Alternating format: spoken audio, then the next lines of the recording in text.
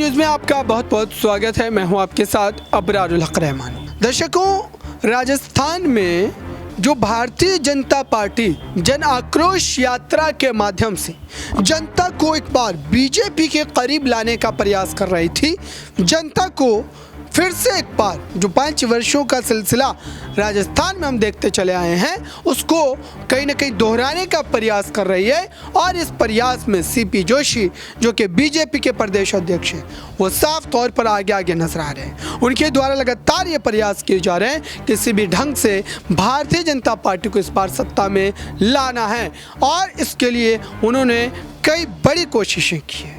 लेकिन अशोक गहलोत का वो काम, अशोक गहलोत के द्वारा लाई गई वो तमाम योजनाएं, जिसको लेकर के माना जा रहा है कि दरअसल इस समय जो है राजस्थान प्रदेश में अशोक गहलोत के पक्ष में माहौल ज़्यादा है और जनता कहीं ना कहीं सत्ता रिपीट करने के बारे में सोच रही है।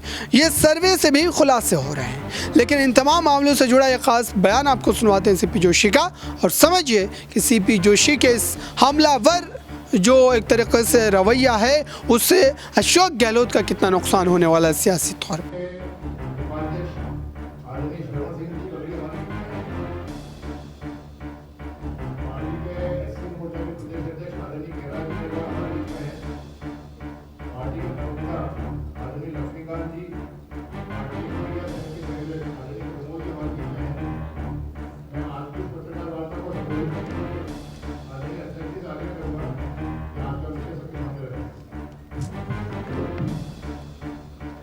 नमस्कार। आज की प्रेस वार्ता में हमारे बीच में उपस्थित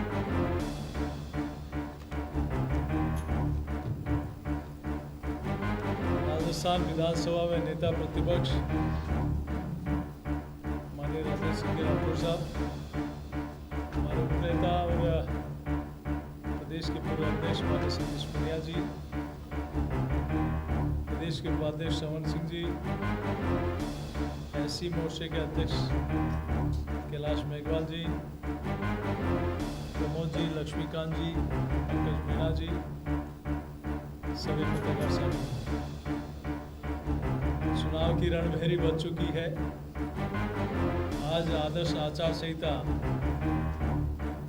लग गई है और ये इस चुनाव का इंतजार भारतीय जनता पार्टी के साथ राजस्थान की जनता भी कर रही है, क्योंकि पिछला ये कैसा कालखंड निकला जिस कालखंड में राजस्थान की जनता ने एक एक दिन गिन के निकाला है। जिन वादों की बुनियाद के आधार पर सरकार बनी, राजस्थान की जनता के साथ वादा खिलाफी की। हर राजस्थान का हर वर्ग, राजस्थान का जन जन इस सरकार से त्रस्त है और एक आडंबर जो सरकार के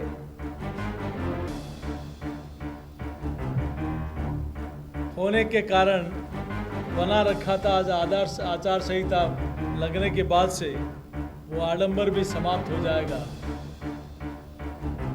23 नवंबर को चुनाव और 3 दिसंबर को मतगणना। मैंने पहले भी आप लोगों को कहा है कि राजस्थान की जनता ने मन बना लिया कि राजस्थान में डबल इंजन की सरकार बनानी। जिन लोगों ने होर्डिंग लगाए हैं कि 2030 तक की सुझाव दीजिए, राजस्थान की जनता ने सुझाव दे दिया कि आप घर बैठ जाइए और राजस्थान मोदी जी के हवाले कर दीजिए।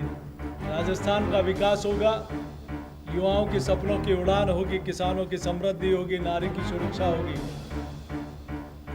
और मैं ये दावे के साथ कह सकता हूँ कि जन आक्रोश यात्रा नहीं सहेगा राजस्थान, और फिर परिवर्तन यात्रा जिस प्रकार का समर्थन, आशीर्वाद राजस्थान की देवतुल्य जनता का मिला है वो अद्भुत है, अविस्मरणीय, अद्वितीय है। लोगों ने मन बना लिया कि 2018 में मात्र 1.5 लाख वोटों के अंतर से एक ऐसी सरकार आ गई जिसने राजस्थान में 3 काम किए सिर्फ।